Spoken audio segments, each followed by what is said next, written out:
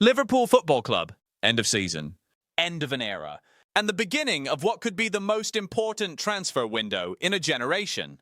Mohamed Salah has played his final game at Anfield. Andy Robertson has walked out of that door. And now, the questions that every Liverpool supporter has been asking are finally demanding real answers. Who comes in? Who stays? And most importantly, can this club rebuild fast enough to stay at the very top of English and European football? Today we're going to go through every single story circulating around this club right now. Every rumour, every confirmed update, every decision that Liverpool must make this summer. And we are going to do it properly. No noise, no clickbait. Just honest, structured analysis. Welcome to Victor Liverpool Analyst. Let us get into it. The final whistle at Anfield on Sunday brought a 1-1 draw against Brentford. But that scoreline almost did not matter. What mattered was the emotional weight of everything that surrounded it.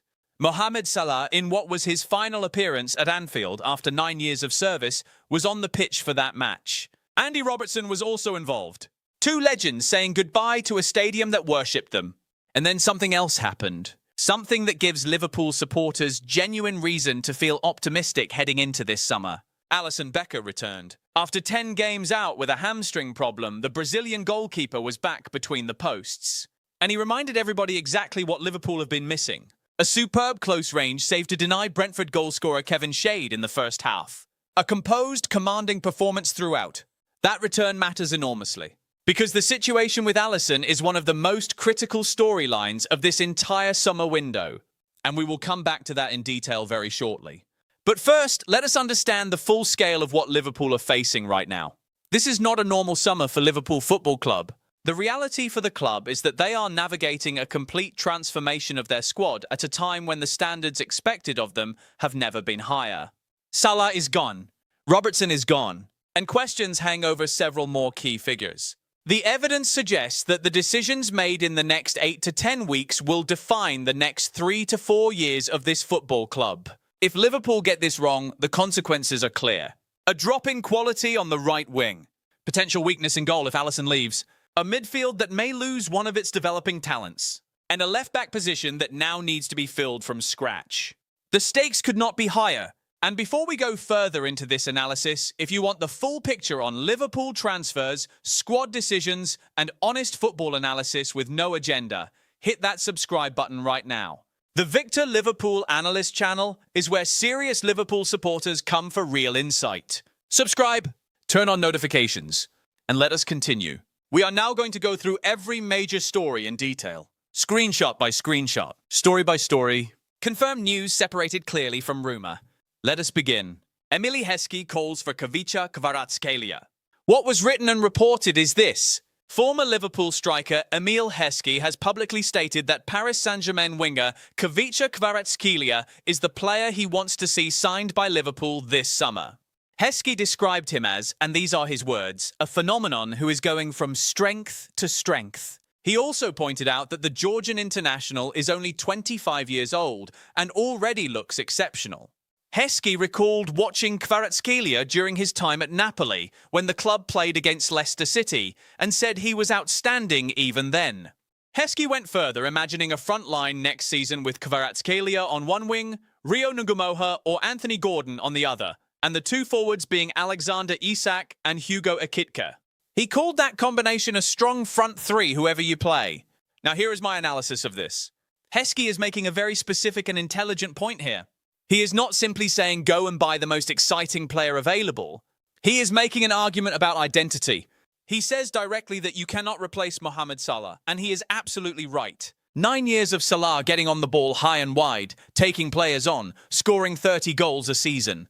That profile does not exist in another body right now. What Heskey is calling for is something different. He wants Kvaratskhelia because he brings the same intensity and the same hype without trying to be a copy of Salah. That distinction is important for Liverpool supporters to understand. The club is not looking for another Salah. The club needs to evolve.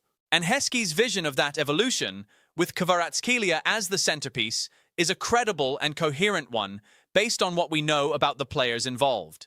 It is important to note that this is the opinion of a former player, not a confirmed transfer target. This is a rumour-level story at this stage. Kvaratskhelia is currently at Paris Saint-Germain and is set to start in the Champions League final against Arsenal.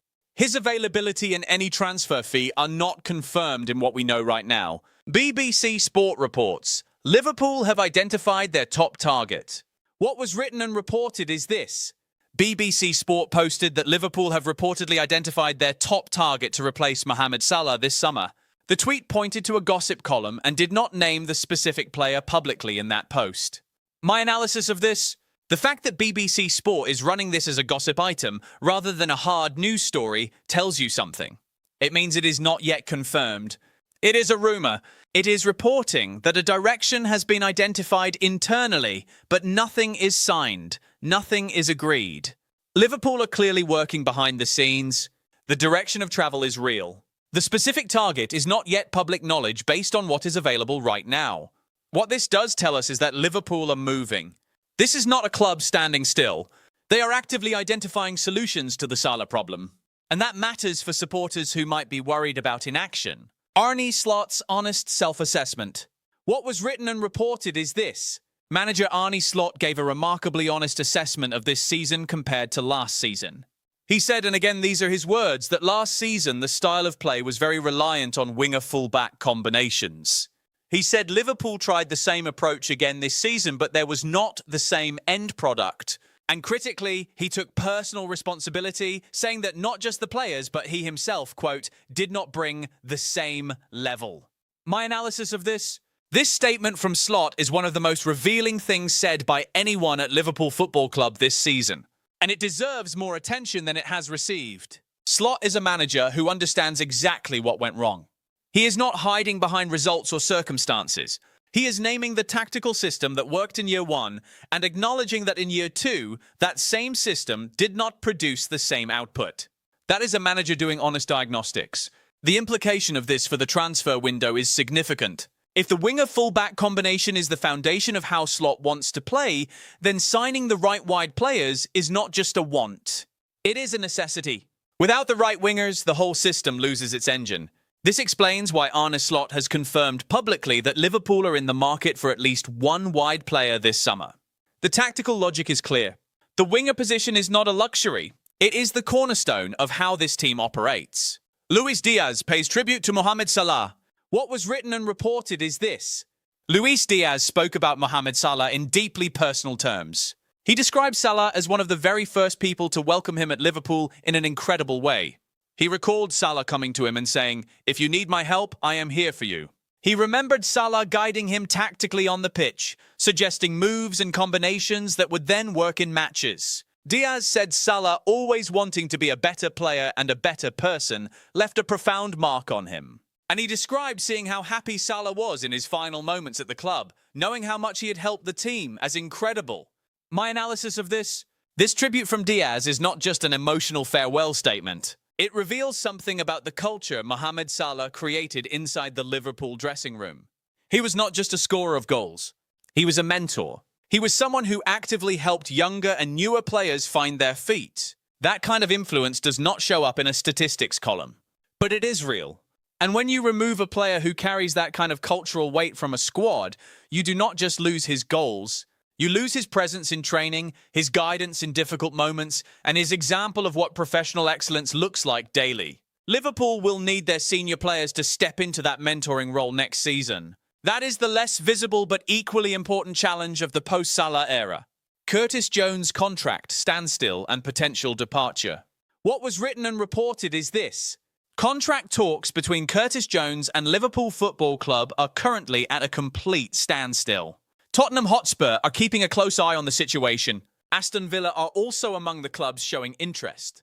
The thinking within the game is that Liverpool could consider selling Jones this summer for around £35 million, rather than risk losing him for free the following year. My analysis of this? This story has not received the attention it deserves. Liverpool are already losing Salah and Robertson. The idea that they could also lose Curtis Jones, a Liverpool-born central midfielder who has been at the club his entire career, would be another significant blow to the identity of this squad. The situation is telling. When a club allows contract talks to reach a standstill with a player of Jones's quality and local significance, it usually means one of two things. Either the player's demands are beyond what the club considers fair value, or the club itself is uncertain about his long-term role in the squad. The £35 million valuation is the key detail here. That is the figure at which Liverpool would consider selling rather than risk a free departure. If that number is met by Tottenham or Aston Villa, the decision for Liverpool becomes very difficult. You take the money and reinvest it, or you risk losing him for nothing in 12 months. This is a rumour at this stage, but it is a credible one, and it is a story Liverpool supporters should watch very closely. Juventus make a hijack move for Andy Robertson. What was written and reported is this. According to journalist Ben Jacobs, who cited reporting from Gianluca Di Marzio, Juventus made a move to hijack Tottenham Hotspur's pursuit of Andy Robertson. Talks took place to understand the conditions of a potential transfer. Juventus are now weighing up whether to make a formal offer. Importantly, Tottenham already have an agreement in principle with Robertson, but nothing has been signed yet. That agreement was put in place after the January transfer window closed and is subject to Tottenham retaining their Premier League status. My analysis of this? This is a genuinely interesting development, and it tells us something about Robertson's standing in European football. Even at this stage of his career, coming off a difficult final season at Liverpool, Juventus believe he has value worth competing for. The situation is a classic transfer triangle. Tottenham have the head start. They have the agreement in principle, but nothing is signed. And that window of uncertainty is exactly what Juventus are trying to exploit. The subject to Premier League survival clause attached to the Spurs deal is also important context. If Tottenham had been relegated, that agreement would have collapsed entirely. As things stand, Tottenham appear to have survived, but Robertson now has to decide whether the Juventus approach changes his thinking. For Liverpool, this story is mostly background noise. Robertson has left the club. His next destination does not directly affect Liverpool's plans. But it does confirm that experienced players from this Liverpool squad are in high demand across Europe. Adam Wharton deal available to Liverpool. What was written and reported is this. David Lynch from Anfield Index stated that the deal to sign Crystal Palace midfielder Adam Wharton is there for Liverpool to do if they want to pursue it. My analysis of this? This is a rumour, but it is a specific and confident one. The phrasing matters here. The deal is there for them to do if they want to. That is not the language of speculation. That is the language of someone who has information about what is being offered. Adam Wharton is a young English central midfielder who made a significant impression in the Premier League this season. If Liverpool's midfield is going to evolve with Jones potentially leaving and the overall squad needing fresh energy, a player of Wharton's profile could be an intelligent addition. However, this remains unconfirmed. Liverpool have not made a formal move based on what is currently known. The opportunity appears to exist. Whether the club chooses to take it is a separate question entirely. Fabrizio Romano confirms Liverpool want Alisson to stay. What was written and reported is this. Fabrizio Romano, one of the most reliable journalists in transfer reporting globally, confirmed that Liverpool have directly informed Alisson Becker of their desire and plan to keep him for at least one more year.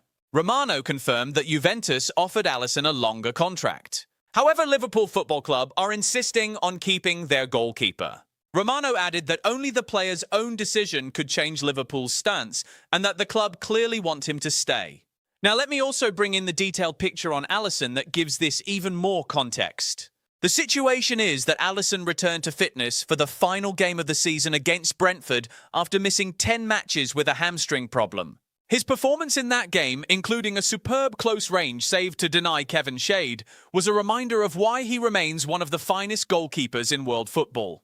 However, the injury record is impossible to ignore. This season, Alisson was either injured or unavailable for 18 of Liverpool's 50 combined Premier League and Champions League matches. That is 36% of those games. The previous season, he missed 28% of matches. And the season before that, 27% of Premier League games alone. The trend is clear. Alisson is elite when fit, but keeping him fit has become increasingly difficult. Liverpool triggered a one-year contract extension earlier this season specifically to prevent him from leaving on a free transfer this summer. That decision was made to preserve their options. It has not resolved the underlying uncertainty. Italian outlet Tuttosport reported that Alisson has already agreed a 3-year deal with Juventus. Another outlet suggested he has decided to stay at Liverpool. Those two reports are directly contradictory. What we know for certain, thanks to Romano's confirmation, is that Liverpool's official position is they want him to stay. The evidence suggests the final decision rests with Alisson himself. He is now heading to the World Cup with Brazil as their #1 goalkeeper, and a nation carrying 24 years of World Cup heartache will be depending on him. After the tournament, his club future will be resolved. For Liverpool, the ideal outcome is clear. They want Alisson for 1 more year. He gives them the best possible chance of competing at the highest level next season.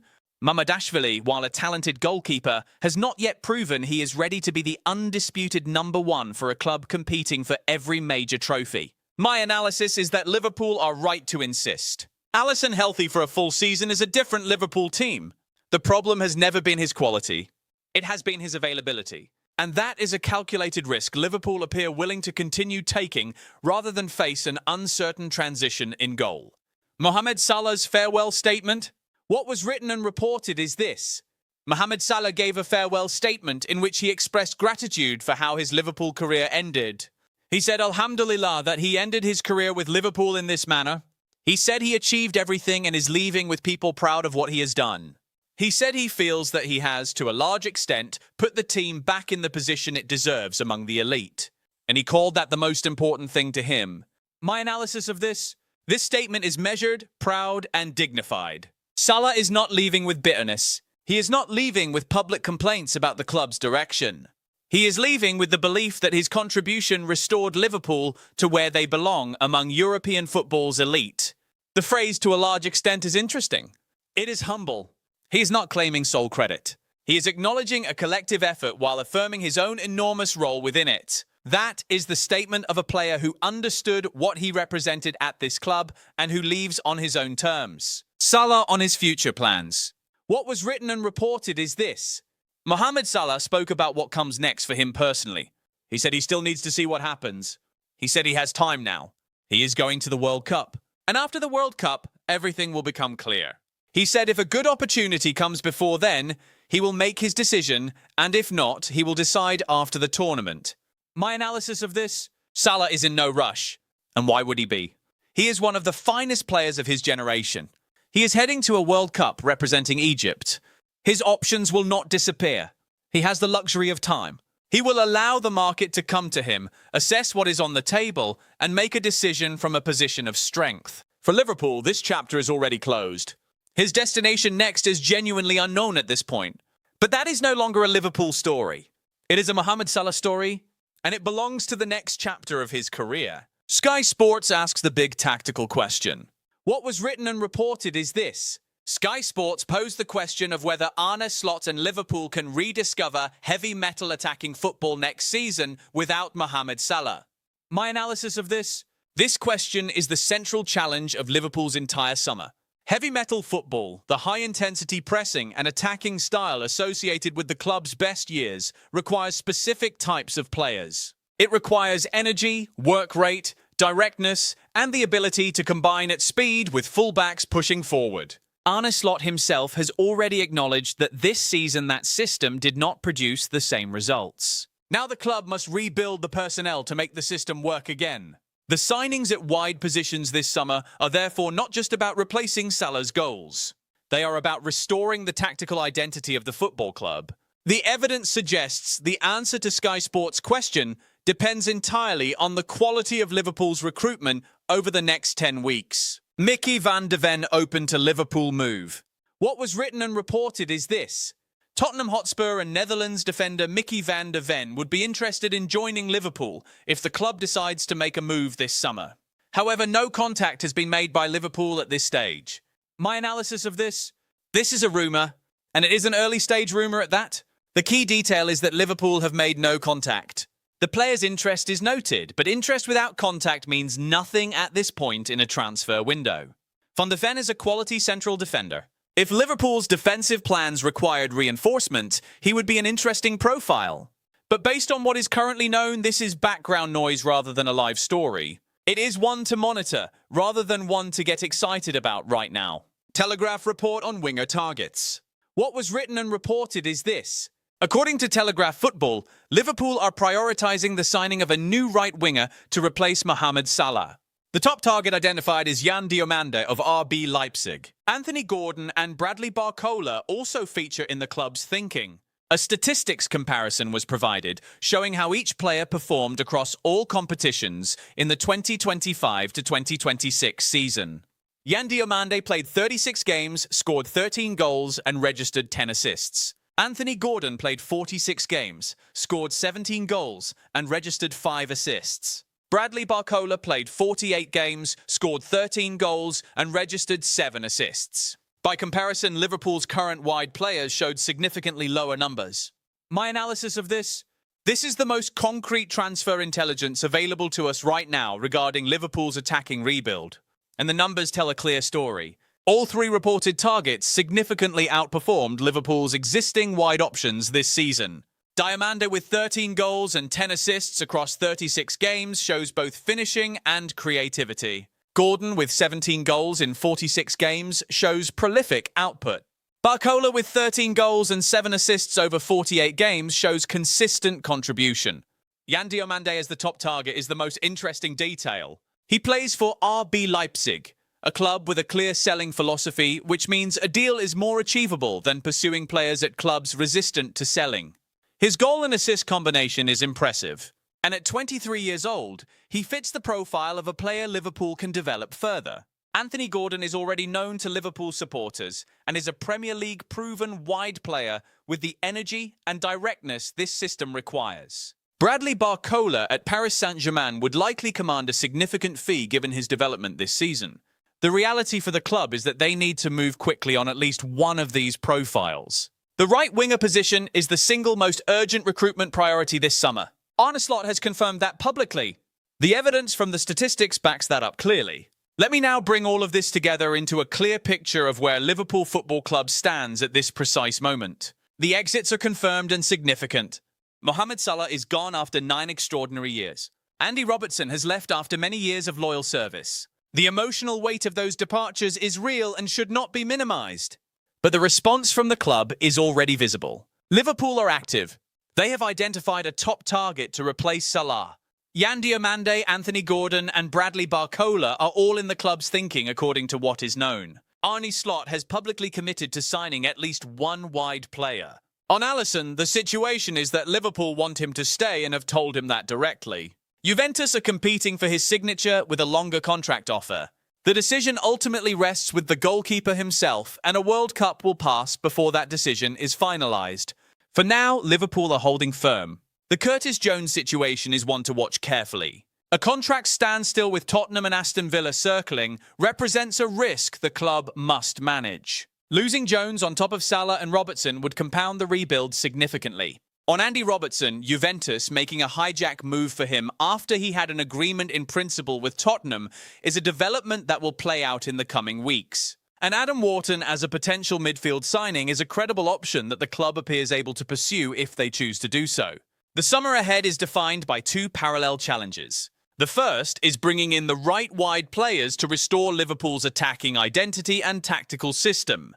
The second is holding on to the players who should stay and making the right calls on those whose futures are uncertain. Arne Slot's honesty about this season's shortcomings is the most encouraging sign of all. A manager who understands the problem precisely is a manager who is more likely to solve it correctly. He knows what the system needs. He knows what went wrong. And he now has a transfer window to put it right. Liverpool Football Club are not in crisis.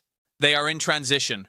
And the difference between those two things is enormous. Transition, managed well, leads to renewal. And everything visible right now suggests Liverpool are approaching this summer with a clear plan, serious intent, and the willingness to move quickly when the right opportunities present themselves. The rebuild of Liverpool Football Club begins now. And Victor Liverpool Analyst will be here every step of the way to give you honest, accurate, and independent analysis as every story develops. If you found this video valuable, please subscribe to this channel. Share it with fellow Liverpool supporters who want real analysis rather than clickbait. Turn on your notifications so you never miss an update. And leave a comment below telling me which of these stories concerns you most heading into this summer window. This is Victor Liverpool Analyst. Thank you for watching, and we will see you in the next one.